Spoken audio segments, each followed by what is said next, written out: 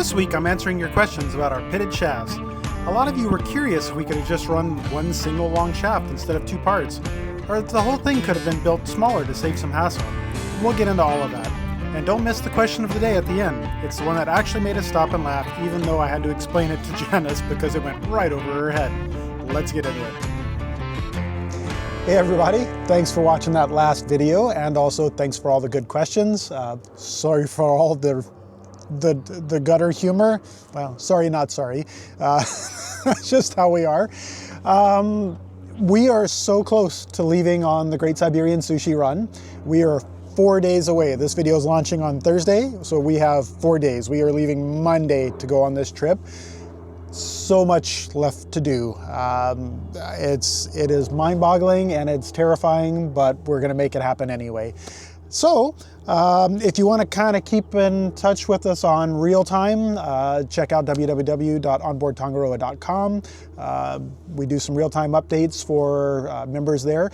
But anyhow, let's get to the questions. Going with our first question of the day from C. Capellian. I really enjoy the engineering, fabrication, and explanations you do. I was wondering how come the water maker pumps are electric? You have 4 diesels. Couldn't one of them turn a high-pressure water pump too? Anyway, I enjoy the videos and wish you the best of luck. Charlie.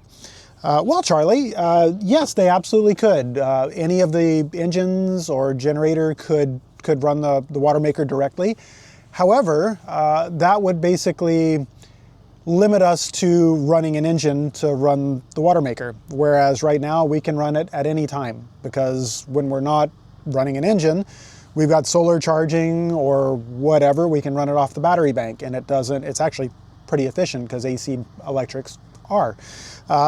Versus if our batteries were full, we had to run the water maker, we'd be running a generator and engine just specifically for the water maker, which wouldn't be very efficient for us because we'd be burning diesel, the engine would be super underloaded, and it just wouldn't be worth it. So the AC motor just works the best for what we need there, and that's the way we run it.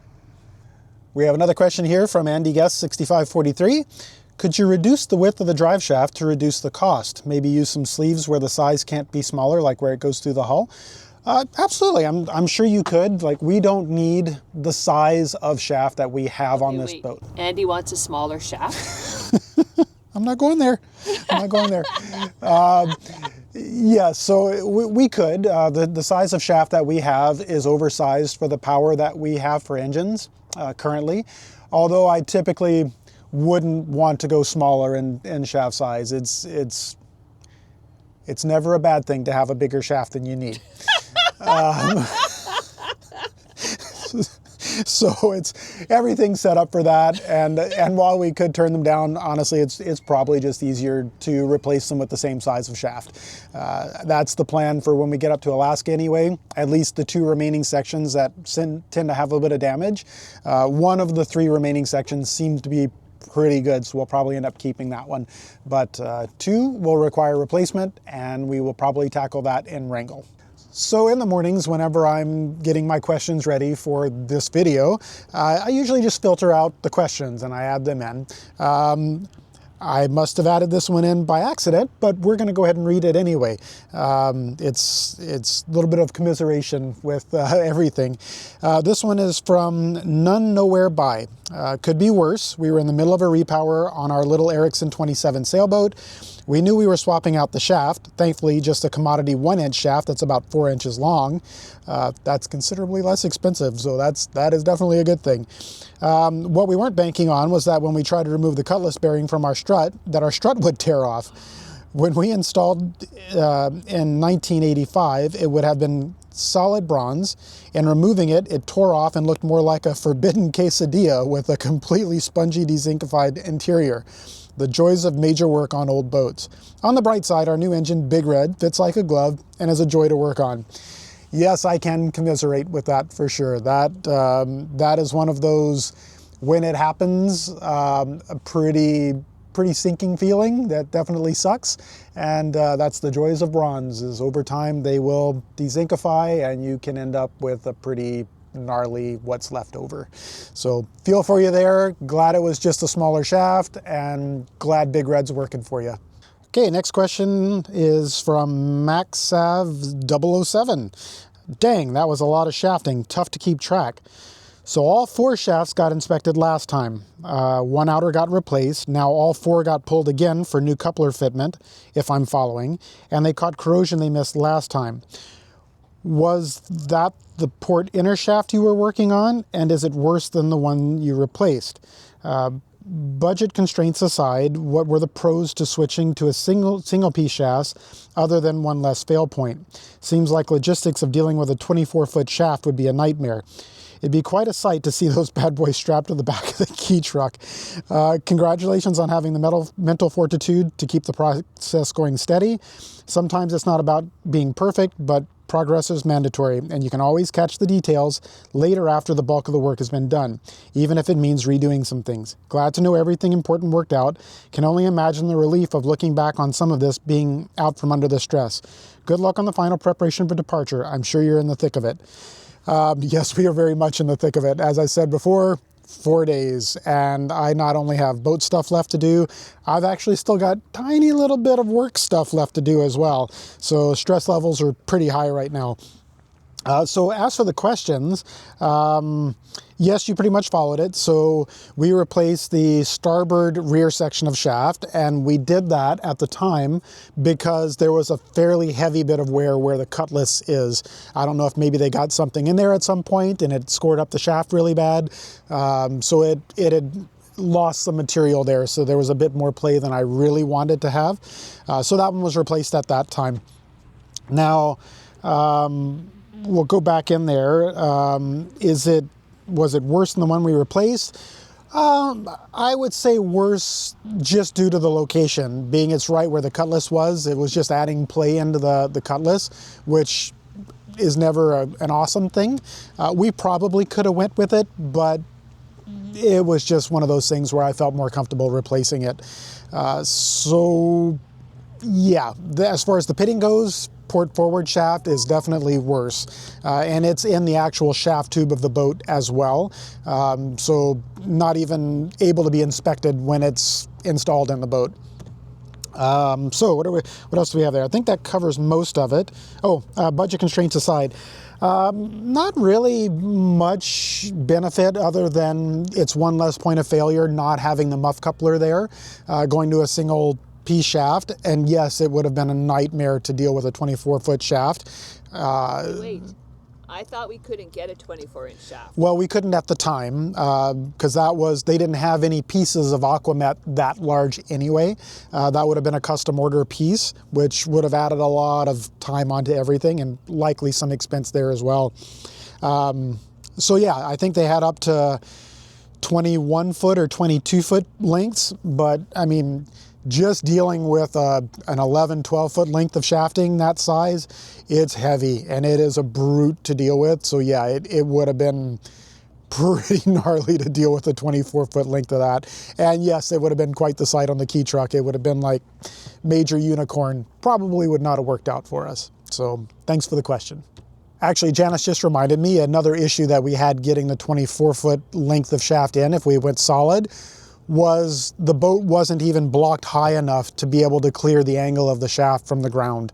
So we would have had to either put the boat in the slings or block the boat considerably higher to make that shaft angle. Next up, we've got a question from RV Sparky. Can the pits not be welded in, or does that cause other issues? How about filling them with an epoxy or something?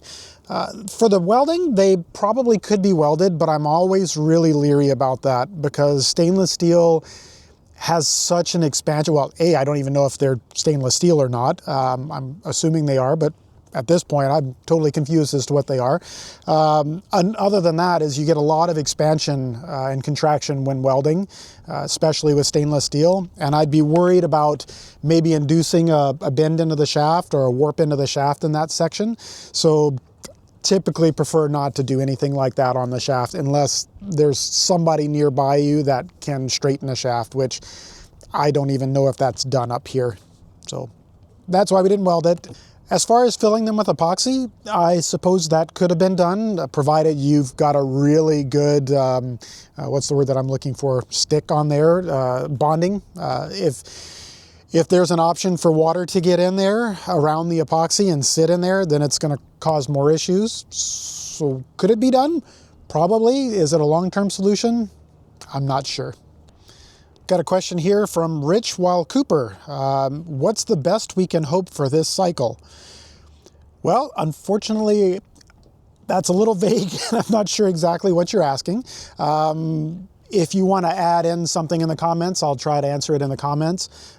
Whether it be what's the best that we can hope for with the shafts, with leaving them till Alaska. I'm not sure exactly what your query is. But yeah, just add it in the comments and I'll answer it there.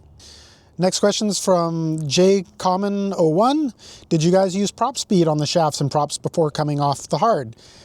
Yes, but just on the props. We didn't coat the shafts with it. And honestly, we hauled out, I guess it's been a month or so ago now, and the props were in fantastic shape. There was no major growth on there. What was on there was able to be just flicked off, so we were pretty impressed with it. It worked well. As far as how long it's going to last for, I don't know. We didn't reapply when we were in the yard last time, so we'll see next time we haul out. And now we're on to the comment of the day. This one, I got a laugh out of it, and it went nicely with the rest of the humor that we've had going on this video. It's from the Real X Unil 2. Take some penicillin and start wearing a rubber. Funny enough, Janice didn't catch that one. I had to explain it to her, so it was a bit of a humorous morning reading that one out, but thanks for that. The humor worked perfectly for everything else. That's it for today, guys. Thanks so much for the questions. We were a little bit light on questions this week. Hopefully that's because I'm explaining things better in the videos, although I doubt that. But thanks for the questions, everybody. So that concludes everything. I'm gonna get out and get to work. I've got a car that's currently sitting at my house that's got an engine pulled out of it that I'm finishing a build on. I'm waiting for parts that are arriving tomorrow to finish the engine build, to get the motor into the car, to get a base tune on the car so the car can be driven back to the owner's house. So yeah, there's a few things going on there, and we have to be ready to leave here on Monday. If any of you are in the area, we are having a Bon Voyage party at Brentwood Bay Marina on Vancouver Island in Brentwood Bay on Saturday. That would be the 5th of July from 2 o'clock to 7 o'clock. So come on by, say hello, check out the boat, and we'll see you there. If you haven't joined our online crew yet, now's the time. We're leaving in just 4 days for the Great Siberian Sushi Run, and you don't want to miss it. Head over to onboardtongaro.com to join our community.